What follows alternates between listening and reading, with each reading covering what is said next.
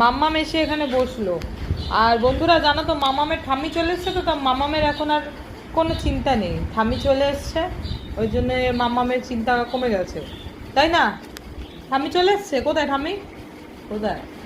এই দাঁড়া, তাকাই কিভাবে।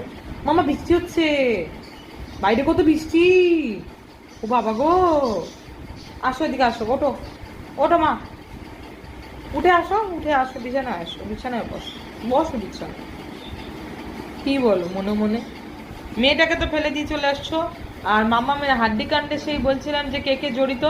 হাড্ডি কাণ্ডে জড়িত হচ্ছে আমার মা, মূল অভিযুক্ত হচ্ছে আমার মা হাড্ডি কাণ্ডের। কেন কি, হাড্ডিটা আমার মাই লুকিয়ে রেখে দিয়েছিল, আর এমন জায়গায় লুকিয়ে রেখে দিয়েছিল আমরা কেউ খুঁজে পাচ্ছিলাম না।